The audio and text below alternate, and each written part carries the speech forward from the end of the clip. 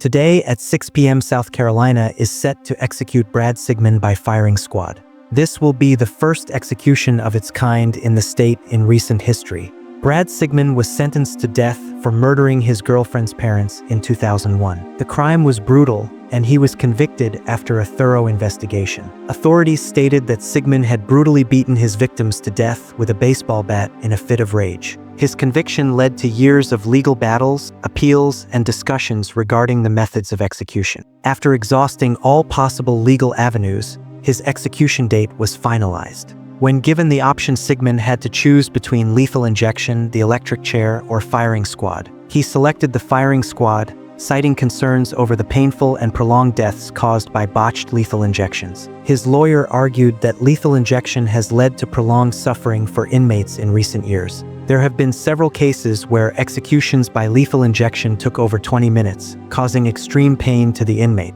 Some cases reported prisoners gasping for air or suffering visible distress. The electric chair was also considered unreliable due to its age and the possibility of severe burns. Given these options, Sigmon chose the firing squad as what he considered the least painful method available. He reportedly stated that he wanted a quick and certain death rather than suffering the uncertainty of the other two methods. South Carolina law allows death row inmates to choose their execution method, as the state has faced difficulties obtaining lethal injection drugs. This shortage has led to alternative methods being reconsidered, including the firing squad. The execution chamber has been set up according to protocol, where 3 riflemen will fire at the inmate's heart to ensure a swift death. The marksman will aim at a target placed over Sigmon's chest, ensuring that death occurs quickly through massive blood loss and organ failure. Sigmon's request to delay the execution was denied by the court, and his execution is scheduled for today at 6 p.m. His legal team had attempted to argue that the firing squad was inhumane, but the South Carolina Supreme Court ruled that it does not constitute cruel and unusual punishment under the law.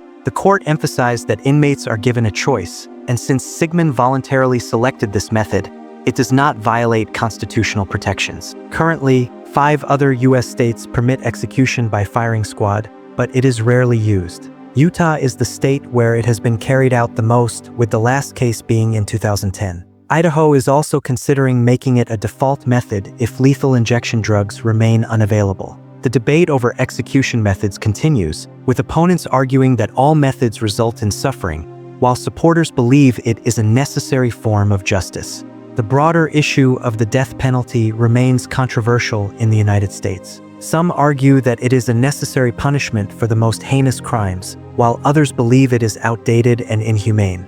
Organizations opposing the death penalty continue to push for alternatives such as life imprisonment without parole, stating that no method of execution is truly humane. Meanwhile, supporters argue that justice for the victims and their families requires the implementation of the harshest punishments available under the law. This case has drawn attention to the ongoing debate about execution methods and the death penalty in the U.S. While Sigmon's former girlfriend supports his punishment, she has publicly opposed the death penalty, stating that she does not believe taking another life will bring true justice. The families of the victims have also expressed mixed emotions, with some believing that the execution will bring closure, while others feel that the system is flawed. With all legal options exhausted, Brad Sigmon will face execution today at 6 p.m. The only person who can intervene now is the governor, but as of now, no action has been taken to stop it. The execution will be closely watched, as it marks a significant moment in the history of capital punishment in the United States. This case may also influence future discussions on execution methods and whether the firing squad will become more commonly used in states facing similar challenges with lethal injection supplies. Brad Sigmon's execution highlights the ongoing debate over capital punishment in America. While some see it as justice served, others question the morality and effectiveness of the death penalty. As states struggle with execution methods, cases like this bring up difficult ethical and legal questions. What are your thoughts on this controversial issue? Let us know in the comments. Don't forget to like, share, and subscribe to Crime Shade for more in-depth true crime stories.